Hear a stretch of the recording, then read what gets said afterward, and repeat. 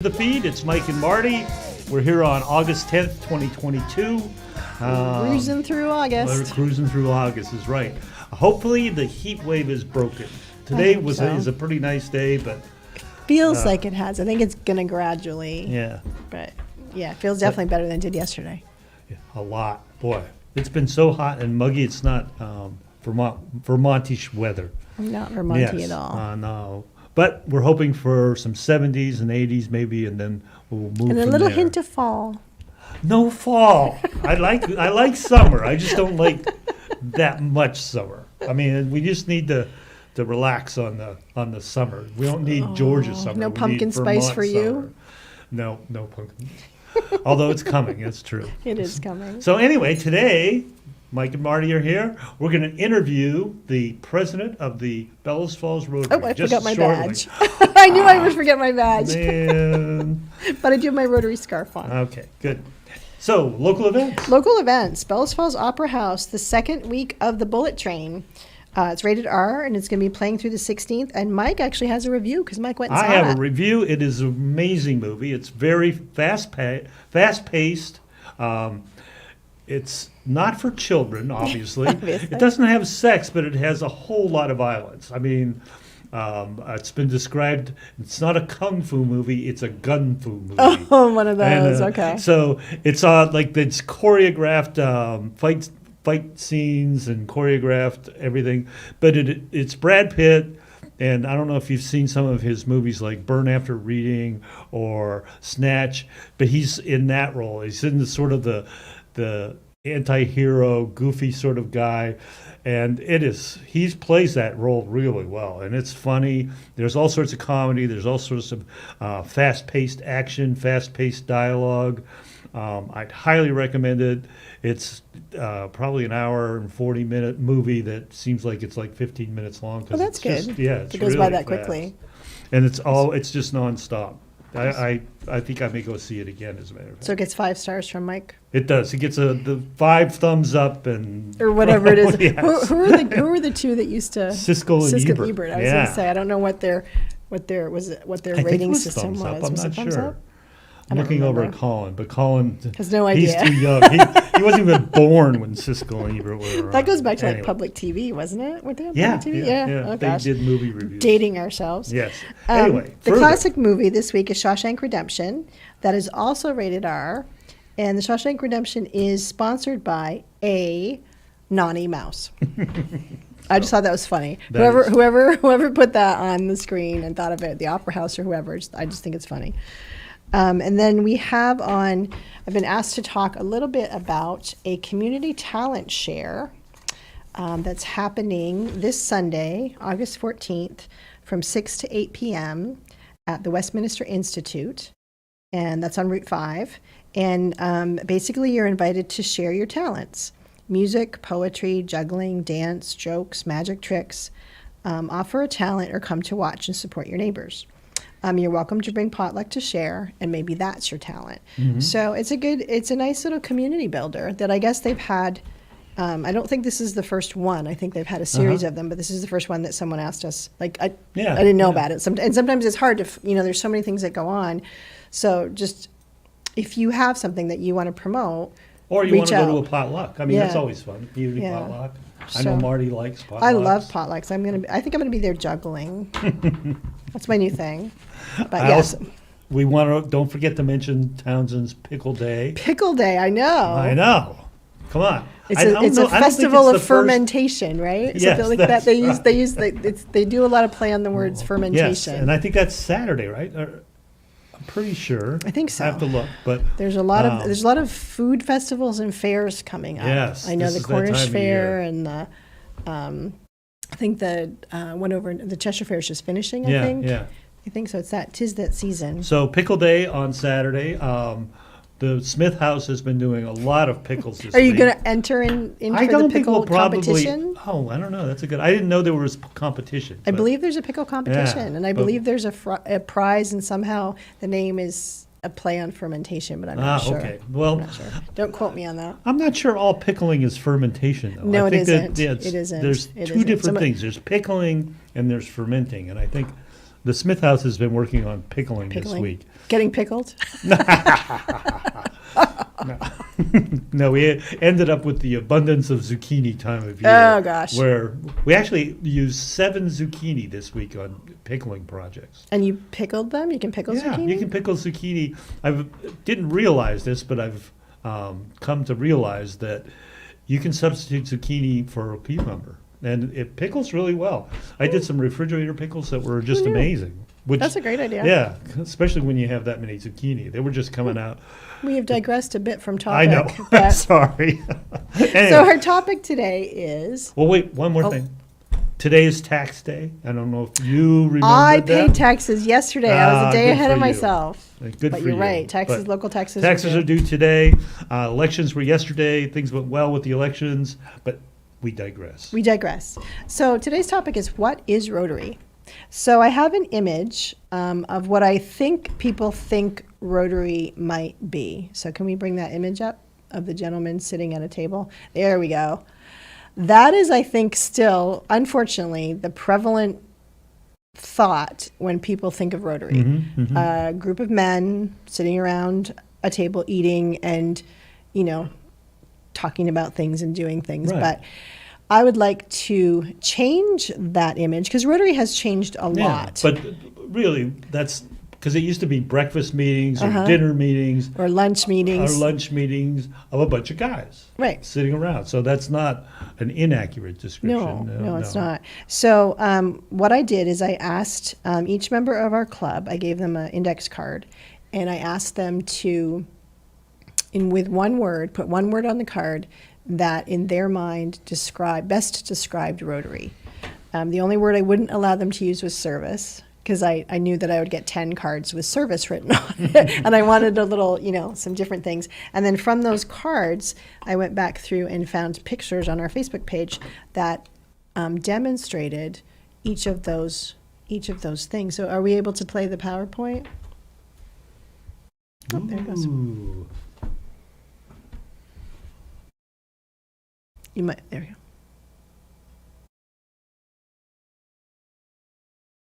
So can they hit? Do we have voice too? I don't know.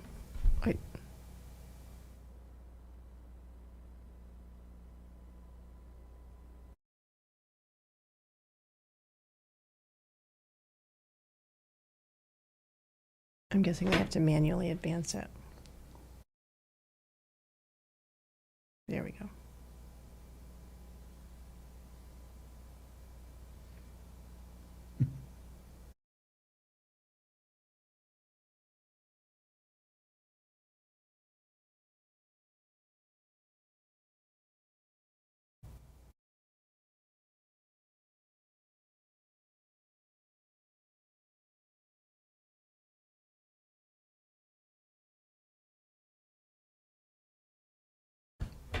Flannel Festival.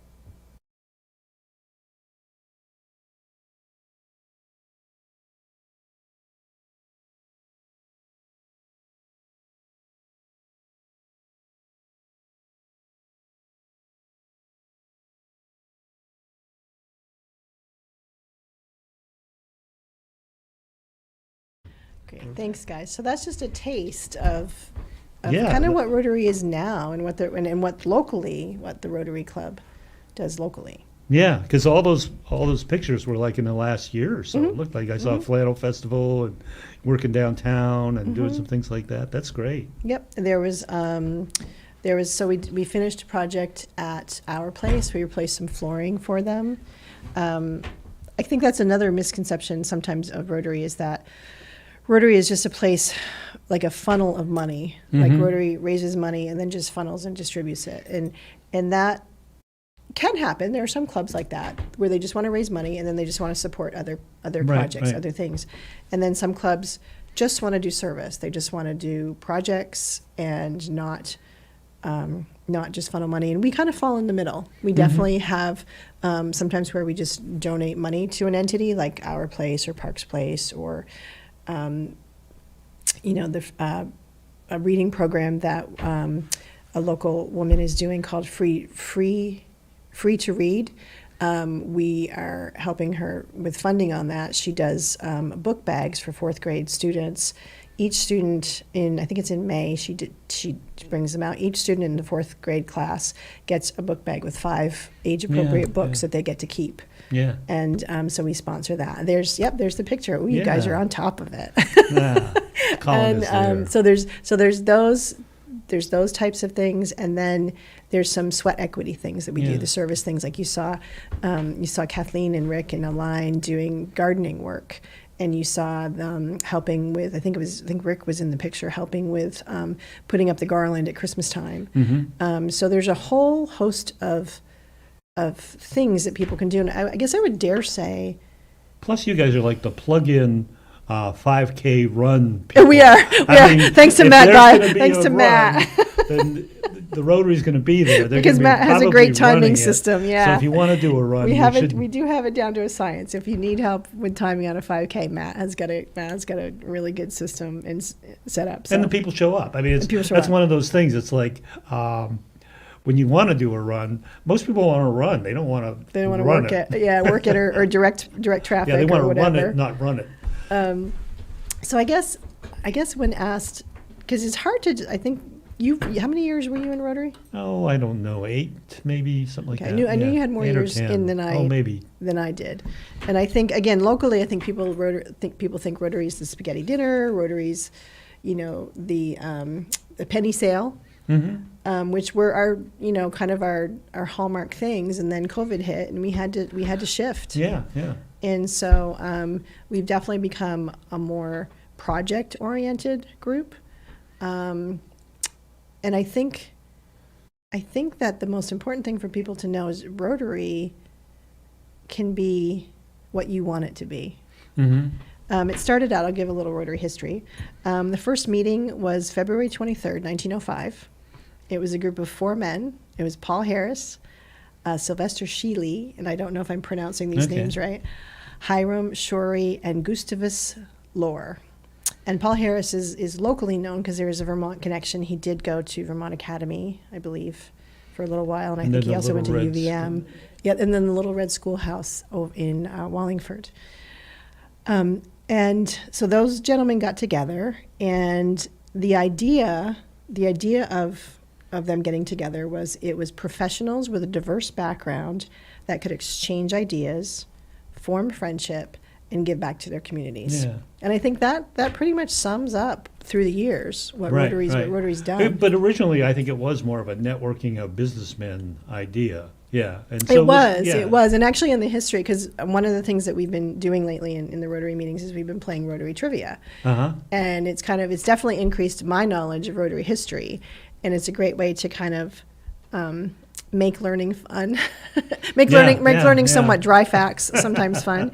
And it was. So I think it was about 2 years from the time when they first started meeting to the time that they did a service project. And I think Paul Harris was the driver behind really wanting to make it not just a club that met and talked and had fellowship, but actually did things in the community. And the very first project that they did, and this is I just find it funny and interesting, fascinating, was a comfort station in downtown Chicago. So back in the day, back in the early 1900s, the only public restrooms were in saloons.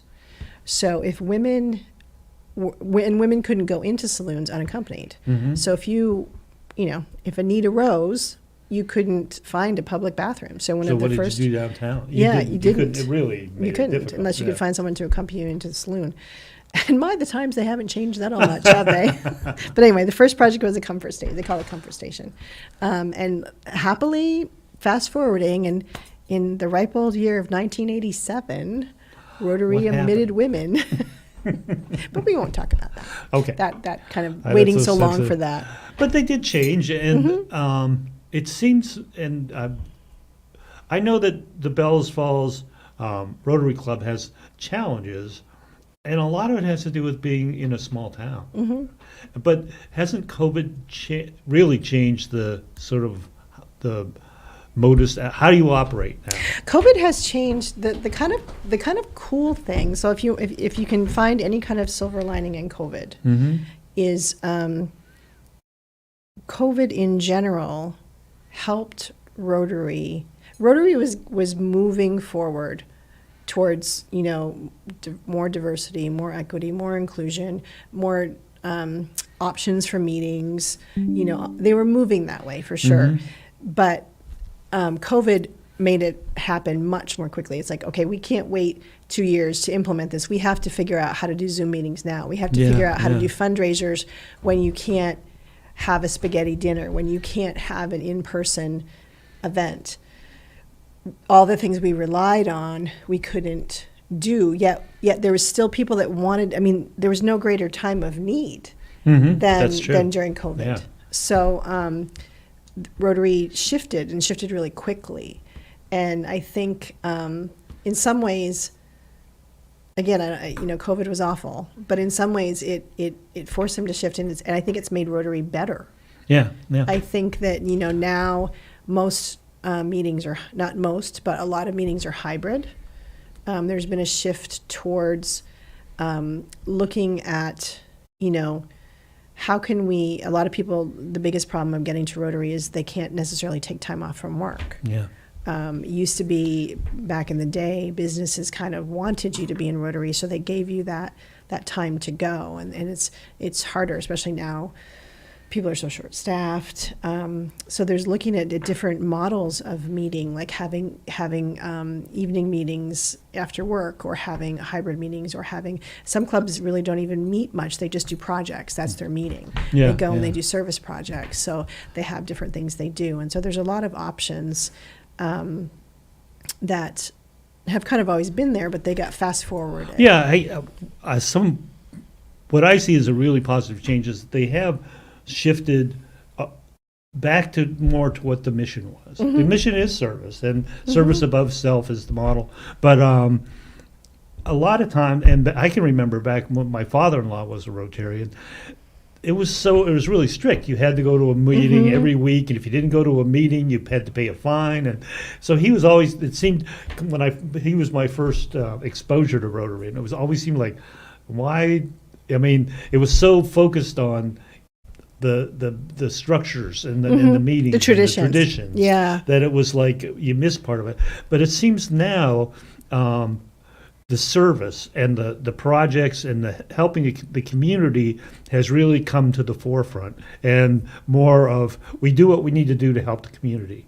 And I really think that's, if young people are looking for a way to invest in the community without having to form your own structure, Rotary's an interesting way of doing it, because and I think you'll find that there's definitely some traditions that have stayed, and some traditions that have been kind of loosened, because you had to change, you had to pivot, you didn't have a choice. So I do think that we are kind of like, I'm sure there's still some clubs that, you know, want people to have perfect attendance, I will say though that I understand a bit about why, you know, there was the idea that you had to go to other meetings, because I think that so you have local clubs, and local clubs are in a district, and then districts are in zones, and then so there's 46,000 clubs in the world. Yeah, there's incredible. In more than 200 countries. So there's so much. There's this huge power behind each little individual club and what they do, and there's access to, if you want to do a service project in Kenya, you can find a club that's doing one, and you can probably join them. If you want to, Rotary was on the because of the nature of the Rotary organization, they were able to get funding to the front lines on the UK through Rotary Connections very, very quickly, much more quickly than you can normally through humanitarian aid forces and things like that. So there's that picture of it too. There's a bigger picture. Amazing. There's like, it's tiny and then it's huge. Yeah. And we recently had the district governor come and just kind of talk a little bit, and he said Rotary is an organization that leads from the clubs up. Rotary International, Rotary, like the hierarchy of Rotary doesn't tell clubs what they have to do. Clubs clubs make suggestions, clubs change bylaws, clubs do things. So it's not, the edict from the top, it comes from the bottom up. And this year we have the very first Rotary female president, Jennifer Jones. And each year, the Rotary president gets to have a logo for the year. The scarf that I'm wearing had the logo from last year, which was a helping hand, which was perfect for the 20 and 21. This year's logo was actually designed by I believe it was an Aboriginal artist, and it represents, the circle in the center represents the clubs, the person, the individual Rotary person, and then each of the dots represents all of the areas of focus, the areas that Rotary clubs and Rotary members focus on: supporting the environment, maternal and child health, community economic development, water sanitation and hygiene, disease prevention and treatment, basic education and literacy, and peace building and conflict prevention. And then the green line represents an Aboriginal digging stick, and that is meant to represent the fact that Rotary are people of action. Yeah. So there's so many facets to Rotary. Yeah. And I know I said I've drank gallons of Kool-Aid, and I have. But it's also it's I think sometimes, especially in society nowadays, it's sometimes you struggle to kind of find, what is your purpose? Exactly. How can I contribute? How can I make things better? We hear all the negative things on the news, and sometimes you get overwhelmed and you think, well, what can I do? Yeah. And Rotary is just one of those clubs that people like that come together and we figure out things we can do, like the Christmas gifts. So the past 2 years, we've done a big push at the holiday time to make sure that kids that are local kids that have things that they wish for Christmas get those items. We work with other organizations, and this year we're hoping to coordinate our efforts a little better to make it an even better thing versus working in each of our own little individual cubicles. We're going to try to work together, and the book project and just lending a helping hand, having Matt's ability to do timing at the 5K race. You might think that's not a big thing, but how many races? You guys have done 4 or 5 races this year. I think we've done 2, but that's a good. But I like to exaggerate. That's a good exaggeration. Oops, we're down to about 2 minutes. Okay. Well, I will ask you the question that you always ask everyone. How do people get in contact with Rotary, and what can they do? How can they volunteer, and how can they help? So best way to get in contact with Rotary is to go to our website, which is bfrotary.club. If you go to bfrotary.club, there's a contact us button, and you fill that out and it'll get it to the right person. Our meetings are on Thursday mornings at 7:30. If the weather is conducive, we are at Cafe Loco. If it's not exactly going to be the best weather, then we're at the Waypoint Center. We invite folks to come in and to visit our meetings. If you're interested in joining, there's never a hard sell. You're welcome to come. You're welcome to, if maybe you don't want to join, you don't want to go full board, but you just want to be on a volunteer list when we're looking for volunteers for our service projects. Here's what we're going to go do this weekend. We need this many people. We're a small club. We only have 17 members right now. Sometimes we need some extra boots on the ground, and maybe that would fit the bill for someone that isn't quite ready to dive in. You can come and see us. We're going to be, if you want to talk more, we're going to be at the Flannel Festival. We're going to be selling coffee there in October. We're going to be having a lit up, beautifully done Rotary wheel in the Festival of Lights this year. Oh, neat. We also are going to be sponsoring the Christmas movie again. We'll be at Parks Place on August 27th to help out with their back to school event. And I think those are all the places you can find us out and about in the community. And then oftentimes there are Rotarians that help out with the Keep BF Beautiful projects on the last Monday of every month, Monday night. So that's how you can reach out. If you have a project, a need that you see in the community that maybe Rotary could help you with, reach out on that end too.